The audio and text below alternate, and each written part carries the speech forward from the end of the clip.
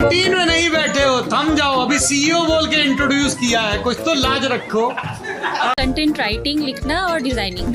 नमस्कार, मेरा नाम सौरभ द्विवेदी है। ये ललन टॉप की चुनाव यात्रा है जो इस समय बिहार की राजधानी पटना में है। बिहार का जिक्र होते ही आपको राजनीति की भरमार सुनाई देती है, आपको जाति के आंकड़े सुनाई देते हैं, आपको विगत वैभव का गान सुनाई देता है। चंद्रगुप्त मौर्य और चाणक्य से लेकर गौतम बुद्ध तक एक लंबा सिलसिला सुनाई देता है।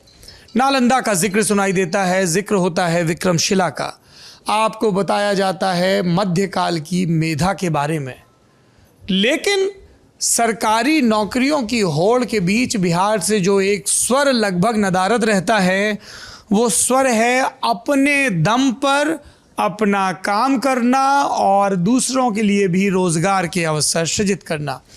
इस स्टीरियोटाइप को तोड़ा जाना बहुत ज़रूरी था और मुझे बहुत खुशी है कि बिहार के तमाम नौजवान लड़के लड़कियां इस दिशा में काम कर रहे हैं। हम इस वक्त बी हब में हैं।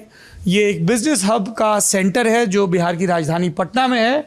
और ये जो आपको हंसते मुस्कुराते या कुछ कम हंसते मुस्कुराते लगभग गंभीर से चेहरे नज़र आ रहे हैं, ये सब के सब अपनी अपनी कंपनीज के फाउंडर, को फाउंडर, सीईओ, सीएफओ, सीटीओ आदि इत्यादि हैं। ठीक कहा? अरे जल्दी मुंडी हिलाओ, नहीं तो एग्जीक्यूटिव में गिन लिए जाओगे। इन सब की अलग अलग कंपनियां हैं। ये एक वर्किंग स्पेस है। इसके अलावा भी ऐसा दावा है सरकार का कि इनको बहुत सारी सहूलियतें मिलती हैं। ये जो हमने श्याम नारायण पांडे की कविता सुनी थी कि रणबीर चौकड़ी भर भर कर चेतक बन गया निराला था, राणा प्रताप के घोड़े का पड़ गया हवा से पाला था, उसमें एक जगह लाइन आती है कि जो तनिक हवा से बाघ ली लेकर सवार उड़ जाता था, राणा की पुतली फिरी नहीं तब तक चेतक मुड़ जाता था। दावा ये है कि इन लोगों की पुतली नहीं फिरती और तब तक सरकार इनके आइडिया में अपना फंड दे देती है। जी, मैंने ये भी सुना है। आपकी व्यंग्यात्मक हंसी से इस दावे में कुछ सुराख लग रहे हैं। इन सब के बारे में भी बात करेंगे कि ये लोग क्या प्रोडक्ट बना रहे हैं, क्या कंपनियां चला रहे हैं, किस तरह के अवसर, किस तरह की चुनौतियां, किस तरह का भविष्य। शुरुआत इन भाई साहब से करते हैं। ये क्या है? कलमबाज राइटिंग वेंचर प्राइवेट लिमिटेड। इसका मालिक कौन है? आप हैं मालिक? नहीं, दीपक दक्ष है, वो भी पत्रकारिता में थे हिंदुस्तान में। वो भी रिजाइन जस्ट करके इसमें आ गए हैं, लेकिन अभी प्रेजेंट में पत्रकार बना सीईओ। हाँ। Yes sir. क्या है ये कंपनी कलमबाज? सर ये आप सब लोग इसी में हो? भाई साहब भी इसी में हैं? हाँ। नमस्ते। और ये वो भी पत्रकारिता छोड़ अरे कर प्रणाम आए हैं। आपको सर। इवन प्रीति मैम भी। प्रीति में मैं भी बस यहीं कुर्सी डाल के बैठ जाऊंगा। जी। सर हमारा मेन काम होता है कंटेंट राइटिंग, लिखना और डिजाइनिंग करना है। ठीक है? किताबें भी लिखते हैं? हाँ, कुछ पे। ये अंकेश कुमार हैं, देश के बहुत मशहूर क्या camera person, documentary film maker, क्या बताऊं, वीडियो जर्नलिस्ट, देश के मशहूर वीडियो जर्नलिस्ट हैं। मान लीजिए इनकी बायोग्राफी लिखवानी है हमको कलमबाज से। 7000 शब्द, 200 पन्ने, कितना पैसा लगेगा? 7000 शब्द और 200 पन्ने। 1 मिनट। और बहुत ज़्यादा तारीफें हैं कि एकदम कमाल का लड़का है, झुमरी तलैया से निकला, देश का नाम रोशन कर दिया। डिस्काउंट जोड़ के बताइएगा पत्रकार वाला। 7000 शब्द। सर वो रेट डिफर करता है वर्ड लिमिट्स पे, और पर वर्ड आपका 1 to 5 रुपीज़ के बीच में ही होता है। 35,000 में किताब लिख जाएगी? सर वो डिपेंड करता अरे है। हमने तो टॉप रेट जोड़ा है 5000। 5 रुपए पर वर्ड है। हाँ, यस सर। कभी कभी कॉफी टेबल बुक या फिर ऑटोबायोग्राफी होते हैं तो वो 7 साढ़े 7 तक भी जाती है। चलिए, तो ये इस तरह के किस तरह के असाइनमेंट आते हैं आपके पास? अभी तो सर हम लोग एक छोटा सा ब्रोशर से लेकर के कॉफी टेबल बुक तक का काम किए हैं, है ना।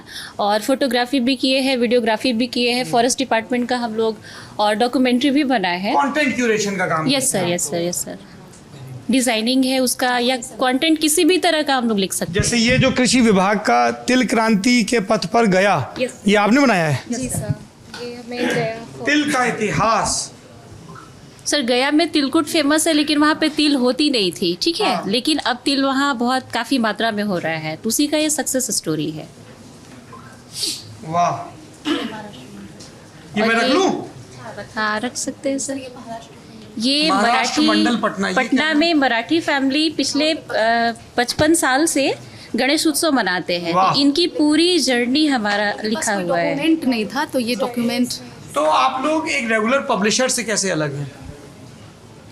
रेगुलर पब्लिशर से बोले तो थोड़ा रेगुलर इसको पब्लिशर भी यही करते हैं, पब्लिश करते हैं। पर वो लिखते नहीं हैं। एग्जैक्टली सर, कंटेंट हमारा क्या है ना कि हमारा कंटेंट ही हमारा स्ट्रॉन्ग पॉइंट है। तो हम कंटेंट आपके तरीके से टेलर्ड कंटेंट मिलेगा, आप जैसा बोलेंगे जिस तो इसके तरीके लिए से आप लोग बोलेंगे। लेखक कहाँ तलाशते हैं?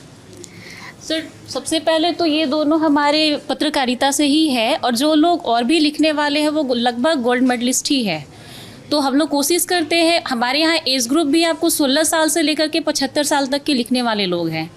इसलिए मिला के रखे हैं ना कि अभी जो ट्रेंड में है यंग जनरेशन, उनका जो लिखने का स्टाइल है, सोचने का स्टाइल है, और जो हमारे ओल्ड एज में है 75 जो बोल सकते हैं, तो उनकी जो सोचने के तरीके हैं।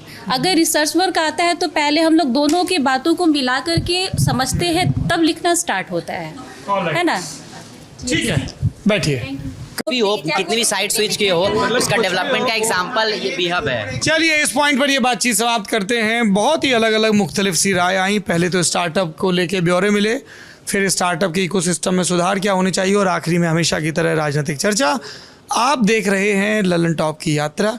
समय की कमी है, एक ही दिन में इतनी चीज़ें हम भर लेते हैं। मास्टर क्लास भी होनी है, सुबह पटना वीमेंस कॉलेज में थे, रात में नेताजी लोगों से मिलना है, पर बातचीत चलती रहेगी ताकि डेमोक्रेसी के अलग अलग कलर्स आप तक पहुंचते रहें। आप बने रहिए हमारे साथ। शुक्रिया।